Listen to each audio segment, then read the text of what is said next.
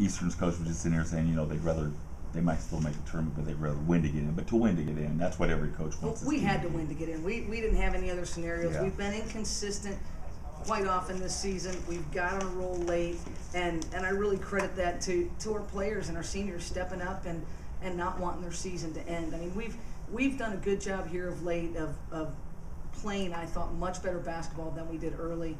And I just think it was them stepping up. You can see the energy with the offensive boards. I mean, I always think that's a stat that just shows who wants to go get it. And I really felt like we had some kids that really got aggressive and went after it, especially in the second half.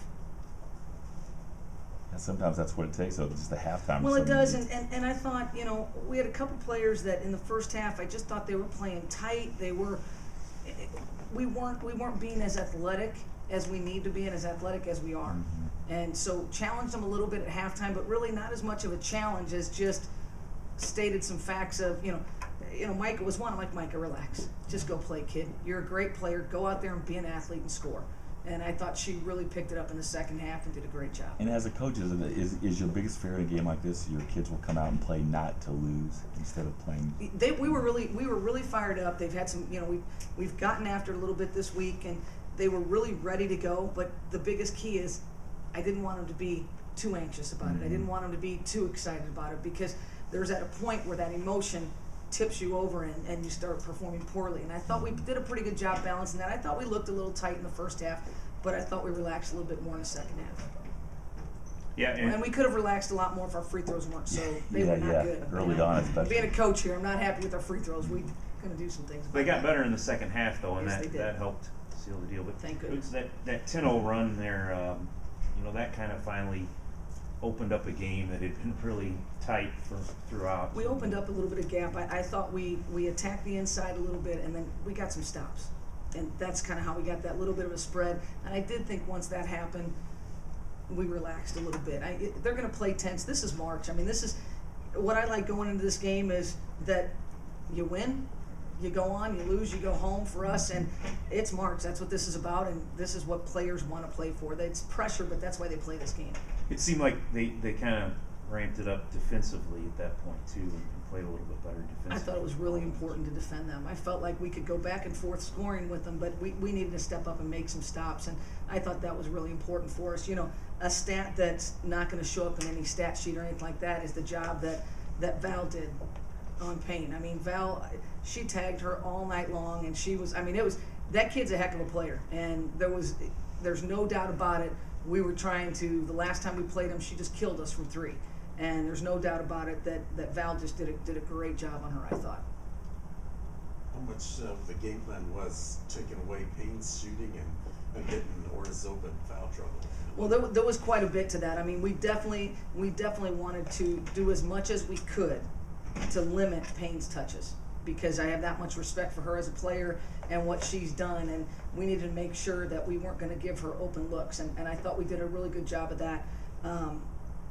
Could you pronounce her name again, because I've mispronounced it every time with our team? Sabi, it's easy. So I call her Sabi. Orzova. I call her Orzo, and I'm like, Yeah. and they're like, Coach, that's not it. I said, I know, and it's not because I respect the heck of her. I don't know how to pronounce her name, but she's a great player, and we wanted to try to take it at her. I mean, when she got her fourth foul, we wanted to do everything we could to take it at her, because I didn't think she could afford to, foul out of the game. And she's such a load offensively. I mean, she can just score in so many ways, and I think, we definitely wanted to try to limit Crunk. Well, Crunk took over in the second half, I thought, and this would be, 10. Forget it. I'm just going to go that way. But sorry, but she just does a great job. We wanted to try to contain her as much as possible. Paul, can you measure the importance of what it'll mean to your kids coming back next year to be able to have this experience to play in the OVC tournament? Well, I think it's huge. I think the biggest thing now is everything's a one and done scenario. I mean, so you want to go, and I think just the experience piece of going to the tournament, and then for us, we just want to keep playing as many days as we can, go as deep as we can. But it's always great for younger players, and it's great for the younger players for experience, because they will always want more. And I think it's huge for our seniors to be able to finish off the careers like they have the last couple weeks. Plus today was a one and done. It was one and done. This will be a second one and done. We feel like we've been in a one and done scenario for about 3 weeks. Yeah. And that's kind of, we've talked about that. And, you know, the only thing we were promised is the game in front of us. That's it.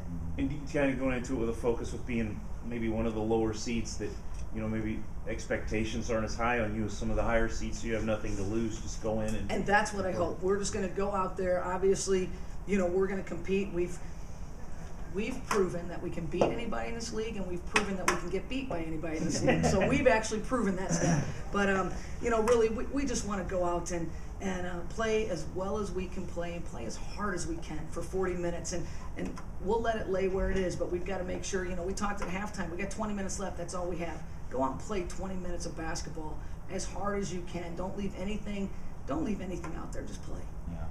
Health-wise, is everything? I know Tierney played off the bench today, and she seems like maybe she's getting some minutes and rounding back into shape. She's getting back a little bit, and she's been out, and she's in a scenario where she's in a boot all week, and we take the boot off and she plays. So I'm sure it's frustrating for her a little bit to get in the flow of things, but she's such a tremendous athlete that we're going to do that, and I'm fine with it.